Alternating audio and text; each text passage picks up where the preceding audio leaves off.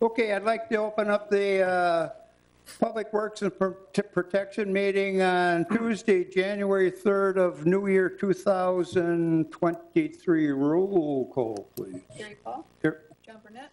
Here. John Euclid. Here. Jake Krieger. Here. Kelly Service is excused. Pledge of allegiance, please. I pledge allegiance to the flag of the United States of America and to the republic for which it stands, one nation, under God, indivisible, with liberty and justice for all.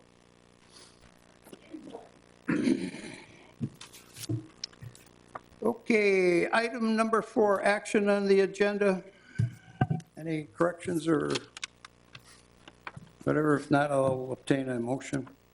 Move to approve. Second. Moving to first and a second. All in favor? Aye. Opposed? Motion passed. Minutes from the meeting on December 6, 2022. Any corrections or additions on that? I'll move to approve. Second it. First and a second, all in favor? Aye. Aye. Motion carried. All right, item number 6, comment from the public. Must limit to the items not on the agenda. Must state your name and address. Limit to 5 minutes. Board role is to listen and not discuss the item. Personal items cannot be discussed, nor individual names. Board cannot take action at this time. Everybody on the agenda here? It looks like we're okay on there. So we got no public here. Okay, on to action items. Action item A. Action on a reserve Class B beer /CB liquor license request from District Poorhouse LLC, doing business as District Poorhouse LLC. Chris, you are the lady. Thank you. District Poorhouse is requesting, like you said, the reserve Class B combo at 799 Mike McCarthy Way. The uniqueness of this is they will have a self-serve wall. Serving of food is in the planning stages, and Tyler Smith is here to talk about that if you have any questions. Okay. I'd like to open the floor up to let Mr. Smith explain his operations here before we start any questions or answers, to understand what he's trying to approve, and then we can go into the questions and answers of our committee here. So, Mr. Smith, if you'd come up and present your name and address for the records and tell us what you're trying to achieve with this business. My name is Tyler Jerome Smith. I live at 460 South Huron Road in Green Bay, Wisconsin, 54301 on the east side of the city. I am the co-owner with my wife on this business of the LLC that we have created, District Poorhouse. We will have the 8,000 square foot building that we have a lease on today, contingent on the approval of Planning Commission and the liquor license. The technology that we are using is a unique concept of the whole Greater Green Bay area in all 2 cities, 9 villages, and 12 townships that we have. It is a self-pour bar. There will be 60 taps on the wall featuring all Wisconsin localized, Milwaukee, Shawano, different types of beers, craft beers, wines, cocktails, ciders, and coffee, such as Door County coffee on there. They'll all be on a tap. This technology from Pour My Beer Technology is automated. My whole background is technology in corporate companies running infrastructure that I retired from. I understand this technology very well. Basically, a patron will walk into our building to the front of the house, and they will show their ID to be carded. They will provide a debit or credit card, and that will be in our POS system, and the Pour My Beer in the POS system will tie that, our RFID card, like a credit card type thing, to the patron. We give that back to them.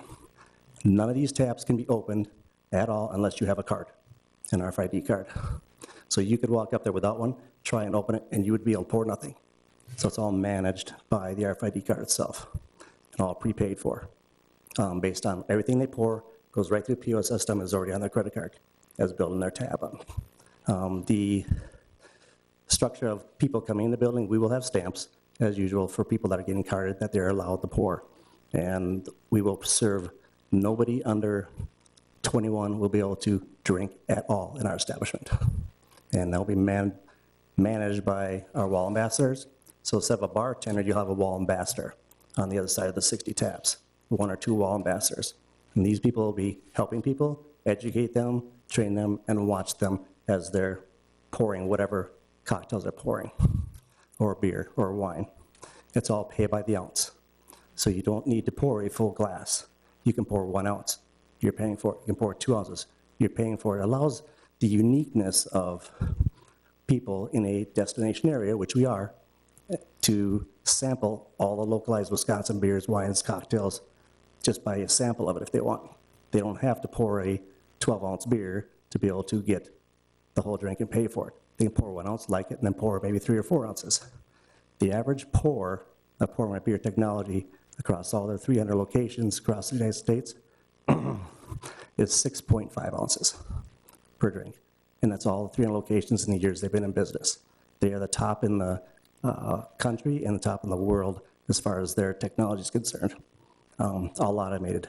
Now the capability of, we don't have a bartender. How do you manage if somebody's had too much? Which is a big question. Bartenders today make that call today. So who's going to do that in our place? That's where our wall ambassadors come in. That's where our technology comes in. We have the ability to 2 ways. One way is to, say, put $20 in the RFID card. When your $20 is gone, then you would have to go get it reauthorized, your RFID card reauthorized to have more. The other way is you can limit every RFID card by ounces. Say 32 ounces, 20 ounces, 40, 64, whatever you feel you want it. So we set a number, say 32 ounces. Once they have 32 ounces, they would have to sit up the wall, and all of a sudden they run out of ounces. They would have to get checked by a wall ambassador, front house ambassador, or us as owners or security to be able to authorize them so we can check them for that inebriation like a normal bartender would. It's pretty much the concept we have. So we'll have a 12 by 20 kitchen with commercial air fryer, commercial pizza ovens to begin with, as we will have those. We will have no grease, and we'll have no vents going outdoors or anything in that respect. It'll all be maintained greaseless. We also will work with food trucks, which I have contacted many of them already, and also one business, T-Bacons, as far as utilizing our POS system that would deliver an order to their business, and then it would deliver it right over, and they're just right in the same parking lot, same corner, right in the corner from us where we're at. So that would be our food options, and we're still working that part of it, but we will have food in one way or another. So I think that's the main concept. We'll have security as well, just like any venue we will. We'll also have entertainment. We'll have an 18-inch stage, removable, that will serve as a lounge area when there's no music, and a band area when we have bands there. And music there, 1, 2-piece, or full bands for the entertainment area. So explain to me of this RFID card, how long is it good for? When does it expire? Is it transferable? Because it's a physical card, when does it actually shut off in your system? Now, granted, when they run out of cash, but if there's still cash left on it, what happens? There is no cash on it. But you So it's all managed by the ounces. Yeah, you've approved so much, okay? So now if they don't use all of that, what happens to it? They're not charged for it until they actually use it. So if there's 20 ounces, if it's 32 ounces and they only drink 27, they're only charged for 27. When that card gets turned into our front of house or wall ambassadors to clear it out, then that's all they get charged for what they poured. So somebody could pocket that RFID card and leave your premises, and somebody else could come in with that RFID card, correct? There's always a possibility that today in any bar to come in and do that. But in this case here, they would not have a stamp to come back in if they give it to somebody else, because they would be stamped to be into our location to start with as far as being carded. And there's really only one way in and out of the building.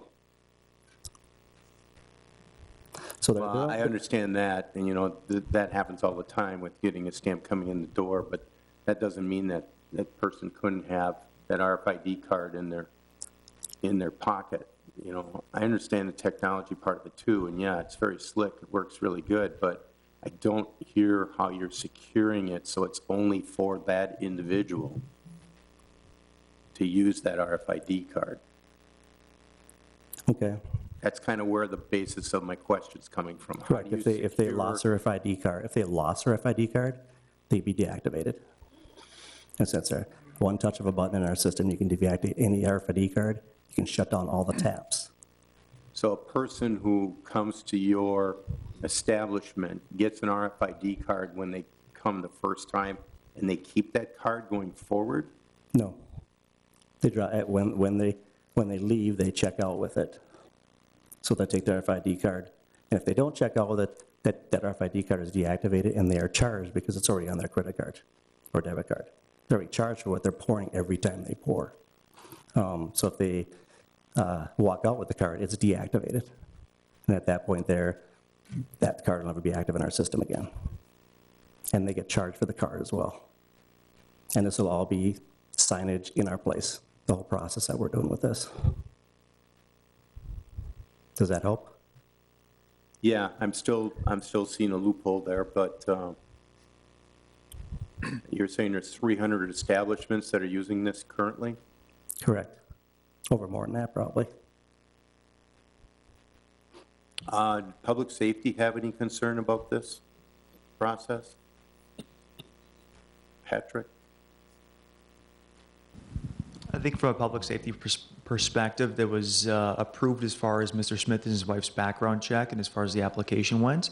Certainly with a new type of drinking establishment, with a new concept of this, there could be some kind of concern, but for the most part, regulating this just like as any other bar is probably fine for public safety's perspective. Actually in Mr. Smith's, the concept that what I'm hearing is that it might actually be more aware for these wall ambassadors to monitor the people and the amount of drinking, because there's not having multiple bartenders giving just random drinks out to the person who's ordering number of drinks. They can literally see the person going up to the tap and pouring it every single time. I know that Kenosha just had an application for this to be put in their city. Mount Horeb has this installed right now. Superior does as well. So the concept is somewhat fairly new, but growing technology throughout the state. And we'll also be proactively working with Police Chief Davis and the new fire chief as well before we open, just to make sure to get all these type of things ironed out as well, so they're aware of it. Is there going to be like a process maybe at the end of each day where if there's any cards open, they automatically get closed, or? They do. Okay. Yep. But basically, two ways you can check out. You don't have to check out. You can actually, we'll have drop boxes. You go drop it in a no tip of 10%, 50%, 20% tip, whatever you want. Doesn't matter which one you put in. When that's in the box, it's done. We can deactivate from there anytime we want by opening that box, pulling up and deactivating them anytime we want. So determining that time level during the day. Do we want to do it once, twice, 3 times? We can determine that yet. So help me out procedurally from this. These wall monitors, they're going to have to get a bartender's license just like anybody else that I'm assuming? Every person in my establishment will have a responsible beverage server license. Okay. Everybody that works there. Okay. Everybody. And just like any alcohol establishment, at least one licensed operator must be present. Doesn't necessarily mean that every employee has to be a licensed operator, but that's the case in every alcohol establishment present.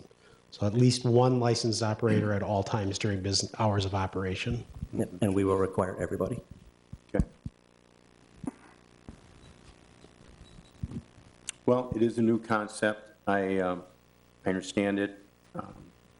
I do have concerns with carts moving around within the establishment when you're in there. But if you have your wall monitors doing it, that's no different than a having a bartender have to monitor who's using the cards and who is maybe having too much to drink. So with that, I really don't have any other issues, so I'll move to approve their Class B beer and Class B liquor license. I'll second it.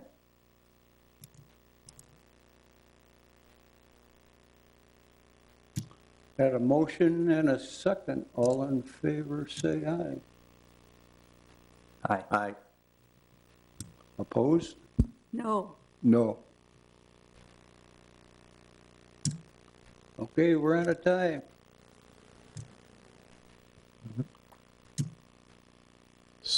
Knowing the situation of the village and how we do business here with bars and liquors, normally we sell more food than beer. If you want a scale of 1 to 100, you're going to serve 50.5% food and 49% beer. The village has in the past granted full liquor license to establish operating without something more than like a restaurant. You know, the poorhouse may have served some food, as this application reads. In the eyes of the village, it did not appear to be a full-service restaurant. It's been in the past when people come to the village and ask for liquor license, they have a full-blown kitchen. The beer, alcohol is secondary. This operation to me is just the opposite of what I'm saying. They're selling more beverage than they are food. You can go to TJ Bacon's, that's a half a block away, and by the time the food gets there, it's going to be cold. What they have there is a pizza oven, and what other snack foods they have, which does not, to me, going to generate that kind of money in order to go along with the, let's say, 49, 51% average that is maintained having a license like this. I like your concept. I like the idea. But I don't like the idea of not going along with what the village has done since I've been around. It started out as food and liquor, not liquor and food. So we're in a deadlock tie. I guess I would make a motion to deny this and to bring it to the village board, and we'll have another go around at this and see what happens.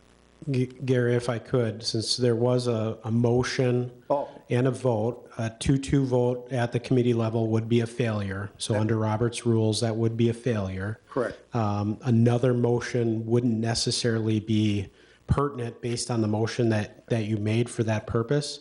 Regardless of the action, whether it were to be recommended for approval tonight or recommended for denial, this item would go to village board on the 24th regardless. Okay, we'll leave it at that then. I'll withdraw my motion. We'll leave it at that. It will go to the village board. So that is going to be your next call. Yeah, that's on the 24th, correct? And I believe, yes, it is. Yes, it is. Okay. And I like your idea. I think it's got some merit to it, but it's not the practice of the village. And if we're going to start with you, what's going to be next?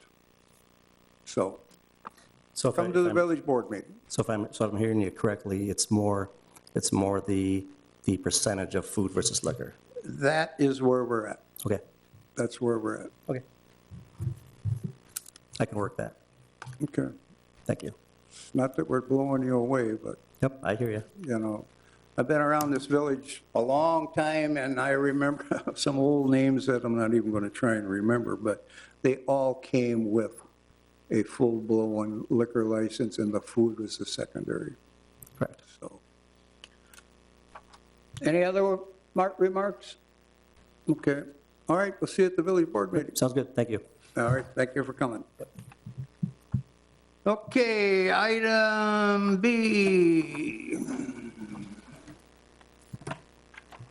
Action on Class B beer slash Class B alcohol license required for Ganesh Green Bay LLC doing business Aloft in Green Bay.